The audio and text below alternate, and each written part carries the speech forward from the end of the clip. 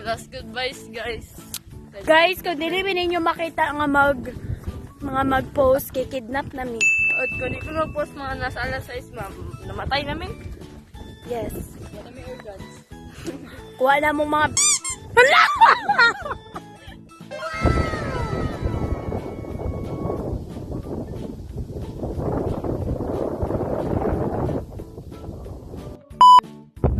Ma-wipe sa ni mga tayan eh.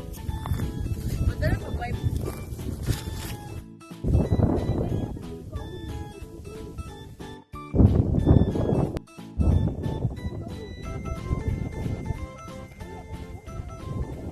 Go! Mount Matutom is situated in the province of South Cotabato in the southern part of island of Mindanao, Philippines. It is part of municipalities of Tupi, Sampakan, and Bulog-Bulog. And as you can see right now, that is actually the Mount Matutom. And Mount Matutom is actually a stratovolcano characterized by its deep conical shape. It stands at approximately 2,286 meters above sea level. The mountain is covered with lush tropical rainforest, diverse flora and fauna, including endemic species.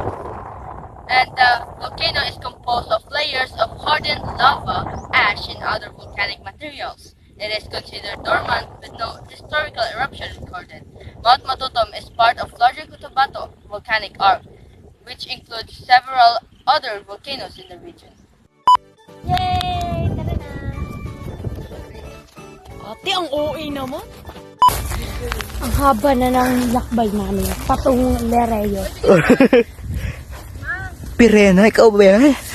We're currently walking right now to get a much better view of Mount Matutom. Jagya! Sarang he. You are my everything. Thank you.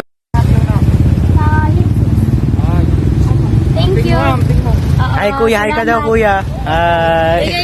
Wait lang, iya ko dyan. Shout out, Ma'am Lakaba. Shout out. Shout out daw kay Ma'am Lakaba. Yay! Oh, di ba? Ano, di ba sa may crossing na raw niya, paliko.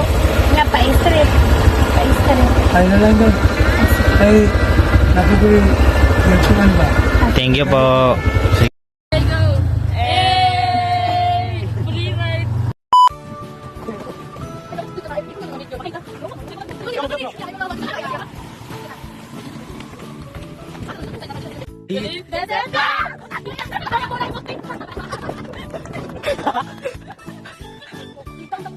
Go!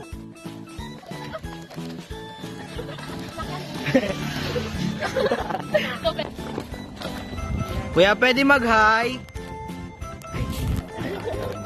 Iya ko dyan. Ay, isa pa kuya, isa pa.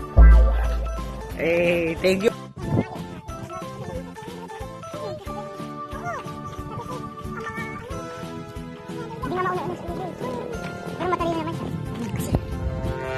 Hi!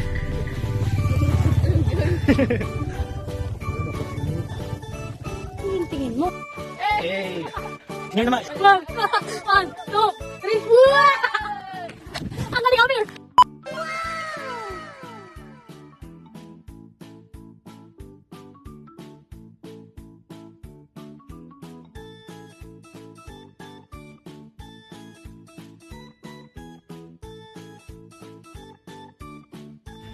Ay, may ano. Ang laki. Tigo na, di ba? Gawa pa dito. Kids, dapat niya, nagsuot ka tong pambata. Kayo kids, 25. So, Monday ito to po Friday, yung, Saturday, ito alas po 15. yung entrance Strictly fee. bring or food and drinks not allowed. Oh, bring of cake is allowed. Pagod na po. Good na po siya. Sige ating mamamatay ako.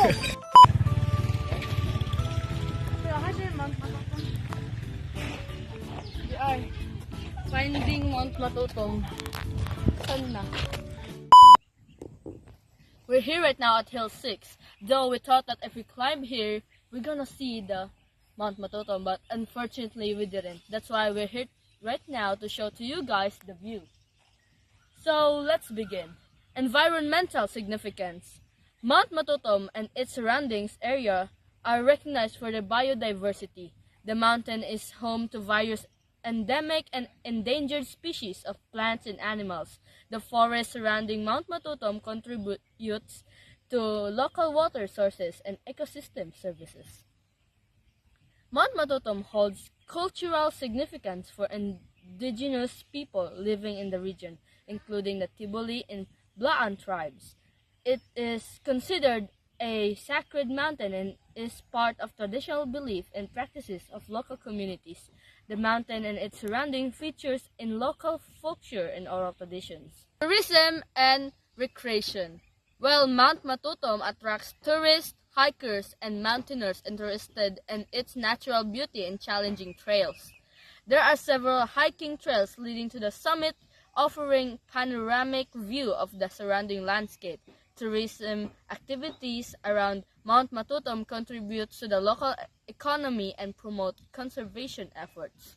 Monitoring and management. Well, Mount Matutom is monitored by PIVOX for any signs of volcanic activity. Local government agencies and community organizations collaborate to manage and protect the natural resources of cultural heritage of the area. Efforts are made to promote sustainable tourism practices and environmental conservation around Mount Matutom. Overall, Mount Matutom is not only a geological landmark but also a significant cultural and ecological asset for the Philippines, contributing to the country's natural heritage and biodiversity. Oh, go! I love you, Ma'am Lakaba! I love you.